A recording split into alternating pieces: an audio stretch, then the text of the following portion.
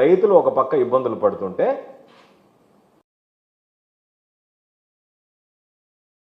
మాకు సంబంధం లేదు, మేము రాజకీయంగా మమ్మల్ని ఎవరన్నా ప్రశ్నిస్తే మేము వాళ్ళ మీద విష ప్రచారానికి దిగుతాం, దాడులకు దిగుతాం, దాడులకు దిగుతాం అన్నట్టుగా ఈరోజు మీ ప్రవర్తన ఉంది.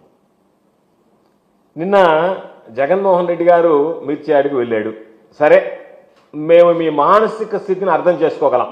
ఎందుకంటే గత 2 రోజులుగా కృష్ణా గుంటూరు ఏదైతే ఈరోజు జగన్మోహన్ రెడ్డి గారు 2 సార్లు పర్యటించాడో దాని మీద మీరు రకరకాలైనటువంటి విమర్శలు చేయవచ్చు.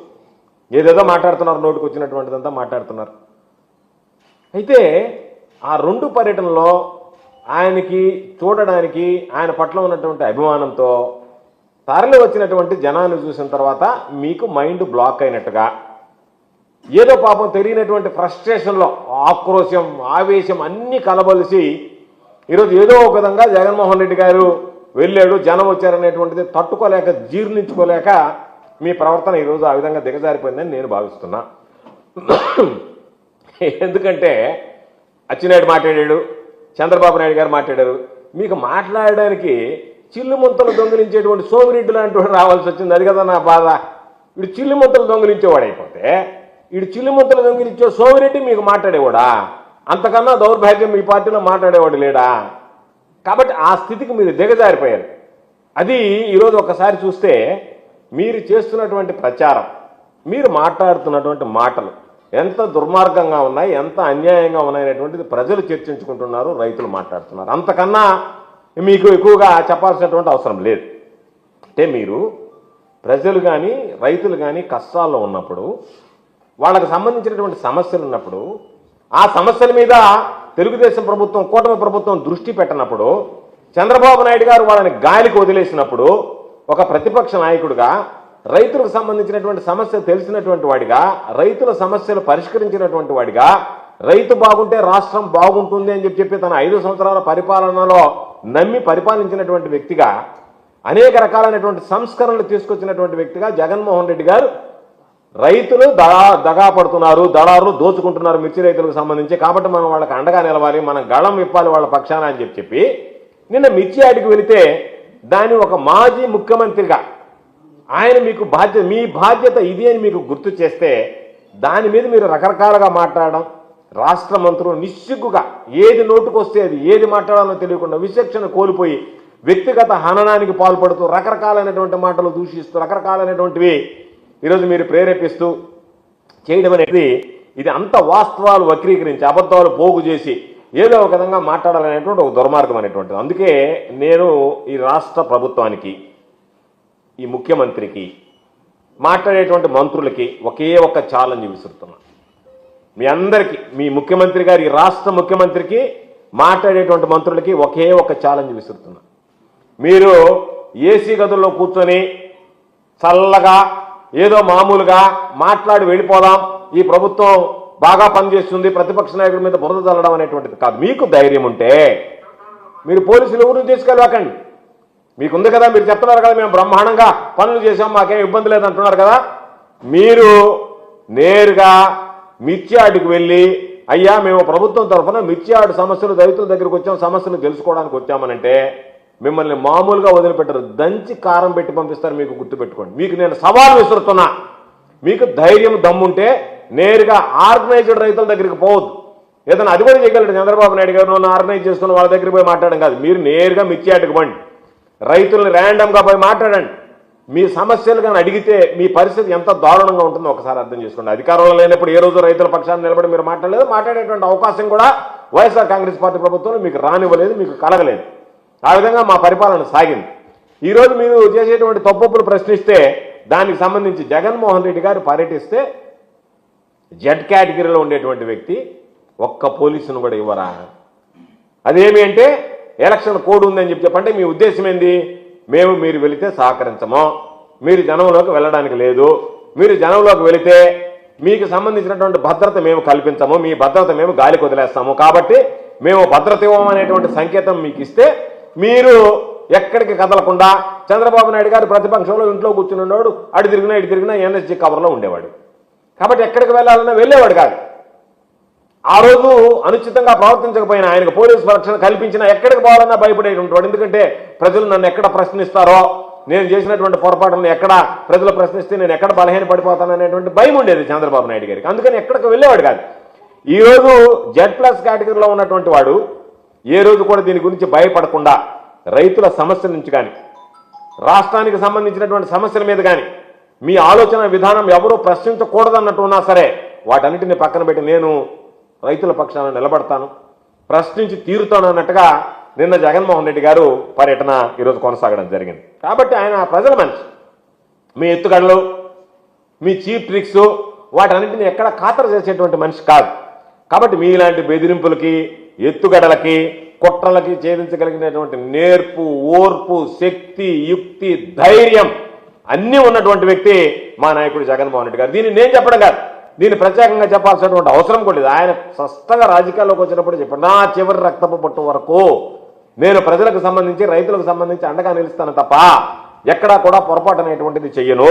కాబట్టి ఎక్కడా కూడా నేను వెనక్కి తగ్గనన్నాడు. ఈ విషయంలో కూడా ఆయన ఇంచ కూడా వెనక్కి తగ్గడనేటువంటి విషయాన్ని మీరు గుర్తుపెట్టుకుంటే మంచిది. ఈరోజు పాపం కొన్ని పత్రికలు చదివాను, వాటిల్లో మీడియాలో కొన్ని వార్తలు వచ్చాయి. వాటిని ఏ విధంగా వక్రీకరించి రాశారనేటువంటిది కూడా నేను స్పష్టంగా చూడడం జరిగింది. దానికి సంబంధించినటువంటి దాంట్లో ఒకటేమో మిర్చి యార్డులో జగన్ డ్రామా, అంటే రైతులకు సంబంధించి వాళ్ళకి గిట్టుబాటు ధర రాలేదు అనేటువంటి వాస్తవాలు మీ పత్రికలోనే ఈనాడులో వచ్చే, నేను చంద్రబాబు నాయుడు గారు చెప్పాడు అన్నీ వస్తుంటే ఒక పక్క, దానికి సంబంధించినటువంటి దాంట్లో ఓ మాట మాట్లాడారు. ఏమని? దీనికి సంబంధించి మిర్చి యార్డులో జగన్ డ్రామా, అంటే రైతుల సమస్యలు తెలుసుకోవడానికి వెళితే అది మీకు డ్రామాగా కనిపిస్తుంది తప్ప ఆ రైతులకు సంబంధించి నిజంగా సమస్య ఉందా లేదా అనేటువంటిది మీరు అర్థం చేసుకోలేకపోతున్నారు. అది ప్రధానంగా ఈరోజు ఒక సమస్య మీరు మాట్లాడాల్సినటువంటి, మీరు సమాధానం చెప్పాల్సినటువంటి. ఇంకొక పేపర్ రాస్తుంది, వైఎస్ఆర్సీపీ శ్రేణుల హంగామా, అంటే రైతుల దగ్గరికి పోయారు, రైతులతో మాట్లాడారు, రైతుల సమస్యల గురించి చెప్పారు, దానికి సంబంధించినటువంటివి ఈ విధంగా విమర్శించారని కాదు, హెడ్డింగే హంగామా, వైఎస్ఆర్సీపీ శ్రేణుల హంగామా. అంటే రైతు సమస్యలు గాలికి వదిలేస్తట్టుగా, రైతులను అవమానించేటువంటి విధంగా, వాళ్ళ సమస్యలు పట్టించుకున్నట్టుగా ఈరోజు మీరు మాట్లాడేటువంటి పరిస్థితి ఏర్పడింది.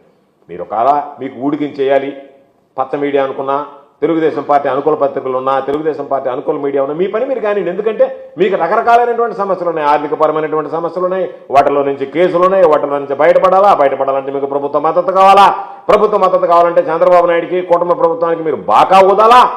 కాబట్టి మీ పనులు మీరు చేసుకుంటే అభ్యంతరం లేదు, కానీ వాస్తవాలు మరుగుపరచకుండా మీరు చంద్రబాబు నాయుడు ఆకాశాన్ని ఎత్తున పొగిడినా మాకు వచ్చేటువంటి నష్టం ఏమి లేదు. ఈరోజు పాపం చంద్రబాబు నాయుడు చెప్పాడు, నానా రకాలుగా ధరలు చెప్పారని చెప్పి. అసలు ఆయన ఒక విధంగా చెప్తే అచ్చెన్నాయుడు ఇంకొక మాట మాట్లాడాడు. అసలు నేను అడుగుతున్నా, అచ్చెన్నాయుడికి రాసి ఇచ్చినటువంటి పేపర్ చదవడం తప్ప ఈ రాష్ట్రంలో వ్యవసాయాన్ని గురించి అసలు తెలుసా, అవగాహన ఉందా?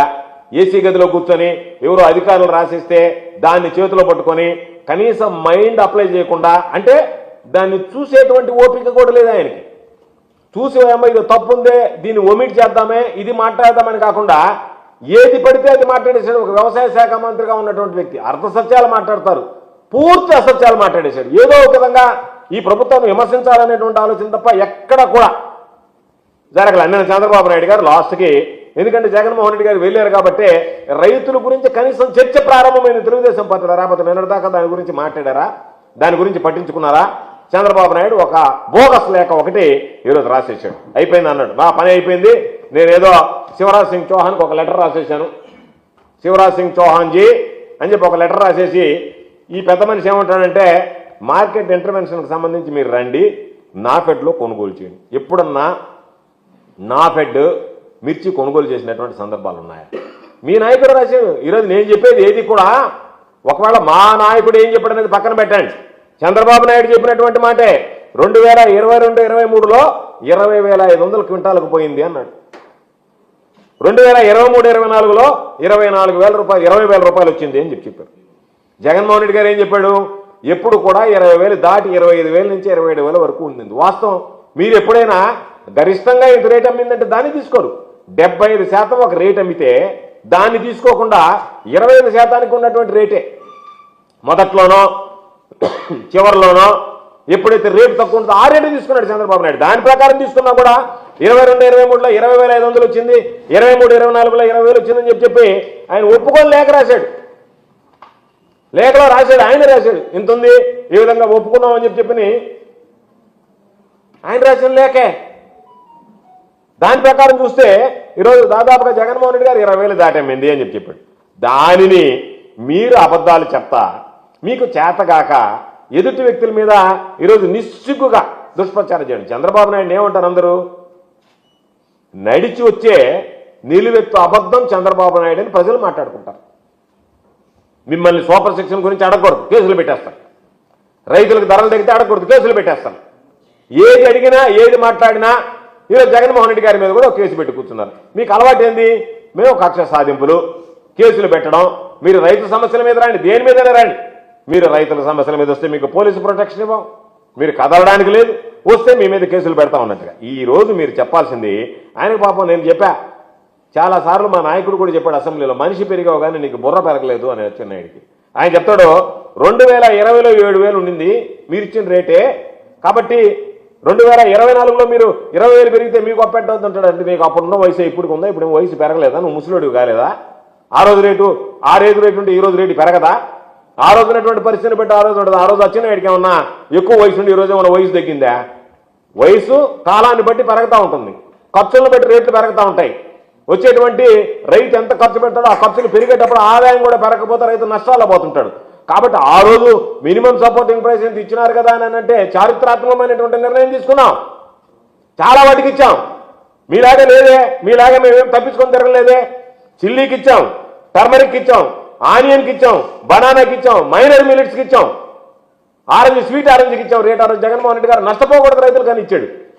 మీలాగా ఉన్నటువంటివి ఎగ్గొట్టి ఈరోజు మీరేమో జగన్మోహన్ రెడ్డి గారు హయాంలో రాలేదని మీరు మాట్లాడతా కేంద్ర ప్రభుత్వానికి చంద్రబాబు నాయుడు ఒక లేఖ రాసి నేను 50% పెట్టలేను కాబట్టి మీరు చేతులు దులుపుకోండి అని చెప్పి ఎంత నిస్సిగ్గుగా చెప్తున్నాడు.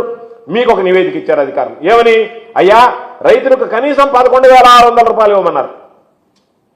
అది ఇస్తే మీరు దాదాపుగా 25% పంట కొనుగోలు చేస్తే 3,500 కోట్లు, 3,480 కోట్లు కావాలని చెప్పి మార్కెట్ ఇంటర్వెన్షన్ స్కీమ్లో రైతులు కనీసం వాళ్ళు నష్టాలు ఊపిలో నుంచి బయటపడడానికి అవకాశం ఉంటుంది. మనం ప్రారంభిస్తే అసలు మీకు కనీస మద్దతు ధర గురించి అవగాహన ఉందా? జగన్మోహన్ రెడ్డి గారు ఉన్నప్పుడు రేట్లు పెరిగాయంటే కనీస మద్దతు ధరతో సంబంధం లేకుండా ఎందుకు పెరిగాయి? మీలాగా దళారులకు దోచుకోలే. ఆ రోజు దళారు లేరు, దళారు వ్యవస్థ లేదు. కారణం ఏంది? ఏ రోజైతే ప్రభుత్వం ఒక మినిమం సపోర్టింగ్ ప్రైస్ ఇచ్చిందో అంతకన్నా తగ్గిస్తే మేము కొంటామని ముందుకు వచ్చిందో దళారులకు గాలే తెలిసిపోయారు. వ్యాపారస్తులు పోటీ పడ్డారు, అయ్యో ఈ ప్రభుత్వం కొనేస్తుంది, అప్పుడు మనకు అసలు దొరకదు మార్కెట్లో, మనం నష్టపోతాం, మన వ్యాపారం దెబ్బతింటుంది, కాబట్టి మనం కొనాలని పోటీ పడ్డారు. దానివల్ల రేట్లు పెరిగాయి. అదేమంటే చంద్రబాబు నాయుడు చెప్తాడు అక్కడ ఎక్కడ ఎక్స్పోర్ట్ ఉండిందంట, ఎక్స్పోర్ట్ ఆగిపోయింది. కానీ ఇదే ఈరోజు రేటు కనుక జగన్మోహన్ రెడ్డి గారి కన్నా ఎక్కువ వచ్చుంటే చంద్రబాబు పచ్చ మీడియా ఏం చెప్పుండేది? దావోస్లో వాళ్ళతో మాట్లాడాడు రెడ్ చిలీన్ గురించి కూడా, దావోస్ సదస్సులో కూడా. దానివల్ల ఈరోజు ఇంత రేటు వచ్చిందని చెప్పి రాసి ఉండే. చంద్రబాబు నాయుడు ఘనంగా ప్రకటించినప్పుడు దావోస్ ఆ పేరు ఈ పేరు ఎప్పుడు ఆటో డ్రైవర్ తీసుకొచ్చి సూట్లేసి ఈయనంతా అక్కడి నుంచి వచ్చాడు, ఇస్తాంబుల్ నుంచి వచ్చాడు, టర్కీ నుంచి వచ్చాడని చూపించినట్టే ఎవరో ఒకరు నేను గెలిచాను, ఆయన గెలిచిన ఆయన మొత్తం చిల్లి అంతా ఆడ పంపించమన్నాడు, ఆడికి ఎక్స్పోర్ట్ అంతా వచ్చేసింది కాబట్టి ఇక్కడ ఎక్కడ లేని రేటు వచ్చింది, అలివిగాని రేటు వచ్చిందని మాట్లాడేవాడు. తగ్గిపోతే మాత్రం ఎక్స్పోర్ట్ లేదు కాబట్టి రేట్లు. అంటే నీకు చేతకాక చేతులు ఎత్తేసి దానికి రకరకాలైనటువంటి కారణాలు అన్వేషించి పోయినటువంటి వ్యక్తుల మీద మాట్లాడడం తప్ప ఎక్కడన్నా మీకు రైతుల మీద చిత్తశుద్ధి అనేటువంటిది ఉందా? ఉంటే మీరు ఆ 3,480 కోట్ల రూపాయలు ఇస్తే దానికి సంబంధించి ఇబ్బంది లేకుండా పోయింది. కాబట్టి మీరు గవర్నమెంట్ మెమో ఒకటి ఇష్యూ చేశారు. ఏదది? Memo number AGC1 marketing department bar 310/2024 21/2025. దీంతో రైతులకు మీరు చేస్తున్నటువంటి పచ్చి మోసం బయటపడిందా లేదా? దాని ప్రకారం ఈరోజు 3,480 కోట్ల రూపాయలు ఇవ్వాలనేటువంటి దానికి మీరు ఈరోజు మంగళం పాడారంటే ఇంకా అంతకన్నా దౌర్భాగ్యమైనటువంటి పరిస్థితి ఏమన్నా ఉంటుంది. కాబట్టి మీరు దయచేసి గుర్తుంచుకోండి, మీరు పెట్టేటువంటి కేసులకు మేము భయపడం, మా నాయకుడు భయపడ్డా, మా నాయకుడికి భయం అనేటువంటిది ఆయన రక్తంలోనే లేదు. కాబట్టి మేము ఏదో కేసులు బెదిరిస్తాం, మేము పోలీసులను ఇవ్వము, కాబట్టి మిమ్మల్ని కట్టడి చేస్తామంటే మీరు కట్టడి చేస్తానో మీరు గమ్ముకుండమంటేనే మేము చేతులు ముడుచుకుని కూర్చొని ఉండేటువంటి వాళ్ళం కాదు. అన్ని విషయాల్లో మీకు సూపర్ సెక్షన్ గురించి అడిగితే కోపం వస్తుంది, దాని మీద ఏదేదో మాట్లాడుతున్నారు. పాపం ఎవడన్నా ఆప్యాయంగా దగ్గరికి వస్తే దాని మీద మీరు రకరకాలైనటువంటి ట్రోల్ చేస్తున్నారు. వాళ్ళ మీద పసిబిడ్డలను కూడా చూడటంలే. వివక్ష మర్చిపోయారు మీరు. అసలు ఏమి లేదు మీకు. ఆ విచక్షణ జ్ఞానమే కోల్పోయారు మీరు. కోల్పోయి మీ ఇష్టం వచ్చినట్టు పసిబిడ్డ, ముసలి వాళ్ళ, వీళ్ళ రైతుల, మహిళల ఏమిలే. ఎవరైతే మిమ్మల్ని ప్రశ్నిస్తారో వాళ్ళందరి మీద మేము మాట్లాడడం కాదు. నిన్న మిర్చి రైతులు మీరు పోయి మాట్లాడారు. మీతో పాటు పట్టుమని పాప ఛానల్స్ కొన్ని రాండి మాట్లాడుతారంటే ఒక్కరు కూడా జగన్మోహన్ రెడ్డి గారు అక్కడికి పోయిందానికి ప్రశ్నిస్తున్నారు. జగన్మోహన్ రెడ్డి గారు అసెంబ్లీకి ఎందుకు బాగాలేదంటున్నారు. మిర్చి రైతులకు రేటు వస్తుందనేటువంటి మాట మాట్లాడారు. ఆ ధైర్యం చేయలేకపోయారు మీరు. అందుకని మిమ్మల్ని తీసుకొచ్చి ఏదో ఒకటి జగన్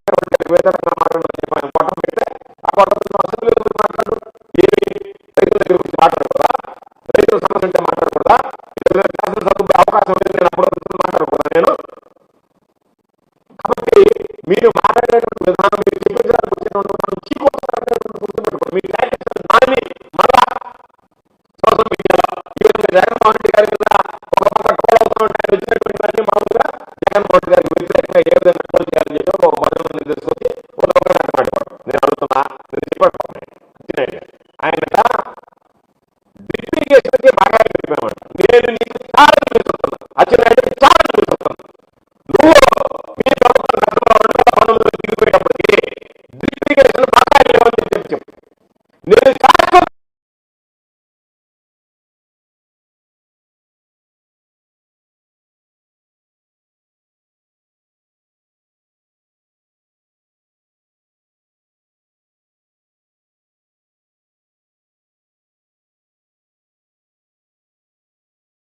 నేను మీరా మాట్లాడింది డ్రిప్లికేషన్ సంబంధించి పక్కన పెట్టిపోతారు. మీకు తెలియకపోతే తెలుసుకో, నువ్వు పెట్టినటువంటి బకాయిలు డ్రిప్లికేషన్ పక్కన పెట్టాం, ఇన్పుట్ సబ్సిడీ పక్కన పెట్టాం, సంబంధించి పక్కన పెట్టాం, పక్కన పెట్టాం. లాస్ట్ కి చనిపోయినటువంటి ఆత్మహత్యలకు సంబంధించినటువంటి డబ్బులు ఎక్కడికి వెళ్ళిపోతాయి. పాపం ఆ రైతులకు సంబంధించి 5 లక్షల రూపాయలు జగన్మోహన్ రెడ్డి గారు వచ్చిన తర్వాత వాటికి సంబంధించినటువంటి ఆ డబ్బులు ఇచ్చింది. మీరు నీతిపైన మాట్లాడుతున్నారంటే మీరు విశేషంగా మాట్లాడుతున్నారు. మేము ఇచ్చాం, మీరు ఎక్కడ ఇన్పుట్ సబ్సిడీ ఇచ్చాం, మీరు ఎక్కడ ఇచ్చాం, మీరు ఎక్కడ డ్రిప్లికేషన్ వాటికి సంబంధించి ఇచ్చాం, మీరు ఎక్కడ రైతులు ఉచిత పక్కన మీకు ఎక్కాం. ఎక్కడ మీరు ఈరోజు మాట్లాడుతున్నా డ్రిప్లికేషన్ కి బకాయిలు పెట్టారు. నువ్వు బకాయిలు పెట్టలేదని చెప్పి రుజువు చేయి. 2019 మాట్లాడాలనుకుంటున్నా అన్ని బకాయిలు పెట్టారు. డ్రిప్లికేషన్ ఈరోజు మాట్లాడుతున్నారు. ఒక మంత్రి వాళ్ళు మాట్లాడుతున్నారు.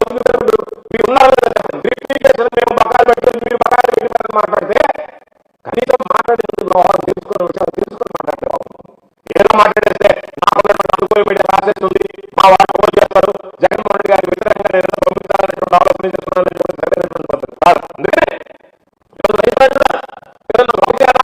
తెలుగుదేశం పార్టీకి రైతు చేసినటువంటి అయ్యా మా చెప్పుగా తెలుగుదేశం పార్టీకి మీరు చివరికి 270 రూపాయలు అమ్మేటువంటి యూరియా 350 రూపాయలు నుంచి 400 రూపాయలు మీ వాళ్ళు తెలుగుదేశం పార్టీకి సంబంధించినటువంటి మీరే మాట్లాడేటువంటి వాడి క్రెడిబిలిటీ ఉండాలి. ఈరోజు నేను చెప్తున్నా, నీకు ధైర్యం ఉంటే పాపం నేను మాట్లాడితే సోమరెడ్డి కదా ఎగిరి మాట్లాడాడు. మనిషే అస్తవంకరు, బుద్ధి అస్తవంకరు, మనిషి చూసేటువంటి అస్తవంకరు జరుగుతూ ఉంటాడు. వాడు చీకటిన తాకింపు మొహం వేసుకుని వాడి చేత మీరు మాట్లాడిస్తే ఆయన బతుకెళ్ళినటువంటి మీరు నెల్లూరు రండి.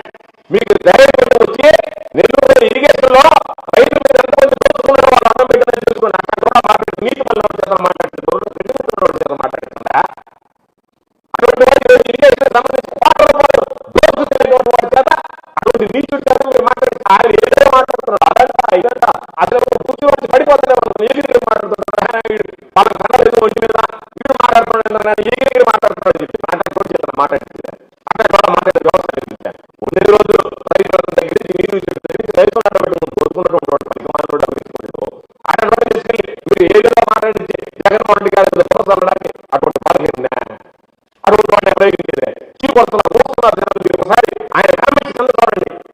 ఆయన ఇచ్చినటువంటి దాని మీద కింద కామెంట్ చూస్తుంటే ఎంతమంది చీకొడతారు ఆయన అర్థమవుతుంది. ఆయన స్టేట్మెంట్ ఆయన ఇచ్చేటువంటి దాని కింద మాత్రం చూసినట్లే ఓన్లీ మీరు పని చూస్తుంది. యూట్యూబ్ కింద కింద కామెంట్స్ చదవండి. ఇక్కడ ఎవరో జనాలు మాట్లాడితే మాట్లాడుకుంటారు. కాబట్టి రైతులు అసలే దాని మీద మేము మాట్లాడుతున్నాం. చంద్రబాబు నాయుడు లెక్కలు ఇస్తున్నాం, ఈయన చెప్పినటువంటి లెక్కలు ఇస్తున్నాం. చంద్రబాబు నాయుడు చెప్పినటువంటి 1,90,000 హెక్టార్లు అంటే దాదాపు అఫ్సర్ గారిని ఈనాడు రాసిందే ఎకరాకి 2,50,000 ఖర్చు అవుతుందని చెప్పారు. ఈ రోజు మీ ప్రకారం చెప్తుంటే ఎంత అవుతుంది? 12 క్వింటాలు వస్తుంది. 10 నుంచి 12 క్వింటాలు వస్తుంది. మ్యాక్సిమం మీరు చెప్పినటువంటి లెక్కల ప్రకారం అంటే 10,000 లెక్కలు వేసుకుంటే 1,50,000 వస్తుంది. ఒక రైతుకి మీరు రాసిన లెక్కలే, మీ చంద్రబాబు మీ పక్కన రాసిన లెక్కల ప్రకారమే ఎకరాకి 1,55,000 రూపాయలు నష్టం. మీరు రాసిందే, మేము చెప్పేది కాదు, మీరు రాసినటువంటి చంద్రబాబు నాయుడు నోటుకుండా చంద్రబాబు నాయుడు శివరాజు ఆంధ్ర రాసినటువంటి లెక్కల ప్రకారం ఈనాడు జరిగినటువంటి వాస్తవాలు 2,70,000 రూపాయలు రైతు ఖర్చు అవుతుందని రాసిన ప్రకారం ఈ రోజు వచ్చినటువంటి వ్యవసాయం 10,000 క్వింటాలు వస్తుంది. దిగుబడి తగ్గిపోయిన ప్రకారం దాదాపుగా లెక్కలేసుకుంటేనే ఒక ఎకరా మీద దాదాపుగా రైతు 1,55,000 రూపాయలు అంటే 5,00,000 ఎకరాల మీద దాదాపు 7,700 కోట్ల రూపాయలు రైతు నష్టపోతున్నాడు. చేతులు జోబులు డబ్బుపోతున్నాడు. పాప ఆ రైతు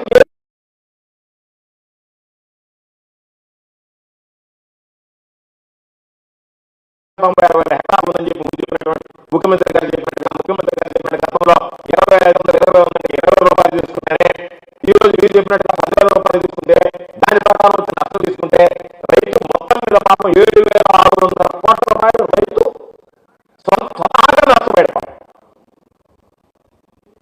గత ప్రభుత్వం ఈ ప్రభుత్వం పోలిస్తే